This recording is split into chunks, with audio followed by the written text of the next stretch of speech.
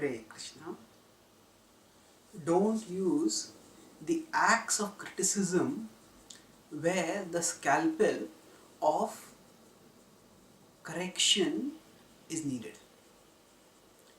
When a doctor does a surgery, doctors have to use surgical knives called as scalpels, which are sharp, but at the same time they are also very carefully designed so that they cut only the parts that are meant to be cut, and the doctor also uses the scalpel very carefully so as to not cause any unnecessary harm, and to remove only the harmful tissues. Now, in contrast, axe is usually used to cut a tree, and generally, when a tree is to be cut, wood is to be cut, it doesn't matter at a minuscule level whether the axe hits at this point or at that point. The point is just to cut off the whole tree. So, an axe is used for sudden gross operation, for gross cutting, for where not much matters except the thing gets cut. Uh, and usually the trees are already dead when they are cut. Whereas a scalpel is used when a person is alive, and a lot depends on where the how the scalpel is moved and what is cut. So similarly, when we are in a position of needing to correct others, we need to use a scalpel, not a axe. Scalpel can be compared to a criticism that is offered sensitively and constructively, whereas the axe can be compared to correction that is offered without watching one's words and without considering the effect on the other person. When now normally, if we find that somebody else is doing wrong, we always have a tendency to look at what is wrong, and we have a tendency to correct it, and we often think of things in a very non-emotional way, not in a positive non-emotional way, but in an unfeeling way. That means, okay, this is wrong and this is right, and this is what this person should be doing, and I'm telling this person why. What is the big deal about it? However, people, they are sensitive, and often they have certain conceptions because of which certain corrective statements from us can hurt them. Just as if a person has a particular disease already, a medicine which would normally be very helpful can become harmful because of the contraindicativeness that happens due to this medicine. So similarly, we need to be very careful, sensitive in offering criticism that is constructive. So the Bhagavad Gita tells in the 17th chapter, Anudvegakaram vakyam satyam priyahitam chayat swadhyayabhyasanam chaiva vanmayam tapa uchyate. So it says Anudvegakaram vakyam. Here the Bhagavad Gita is talking about how to have austerity of speech. So vanmayam tapa uchyate, this is austerity of speech, and it says that the first thing it says is Anudvegakaram vakyam. Anudvega. Speak in a way that is not agitating to others.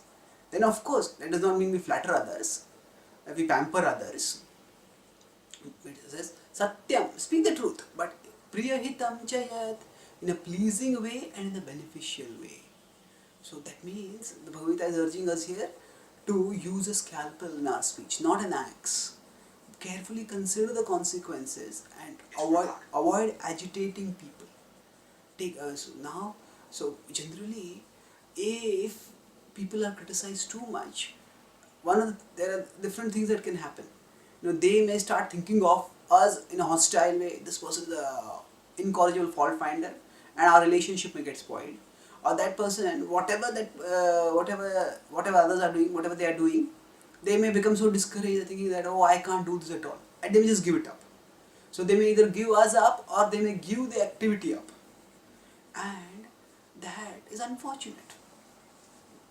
Especially if now this applies in all relationships, that we need to be careful in the way we correct others.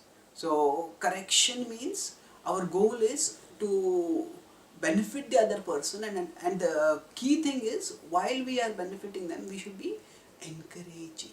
The end result of meeting of the session of correction should be that the person feels encouraged, feels confident that yes, I can do this. This was what I was doing wrong, and now this is what I have been told. This if I do this, I can do it correctly. So shouldn't just focus on the action. We should also focus on the consider the emotion. When correcting people is not like correcting the alignment of a robo or a machine. Say the car is tilted this way and we make the car like this. People have emotions, and no, in general, nobody likes to be corrected.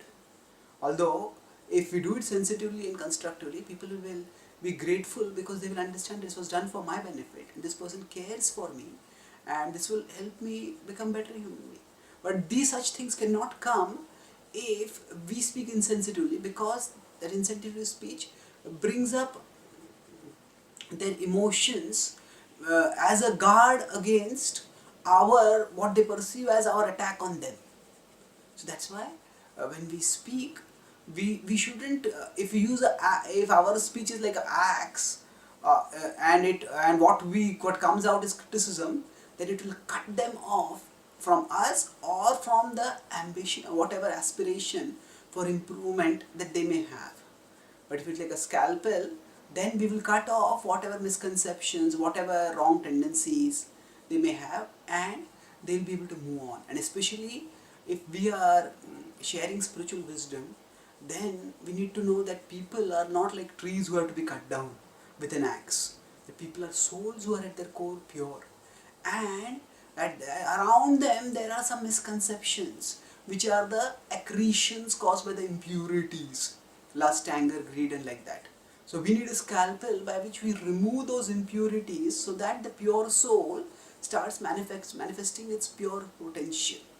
And that's why we need to use always this, whenever we have to use the scalpel of sensitive and constructive correction, not insensitive and unconsidered criticism, which would be like an axe. Thank you. Hare.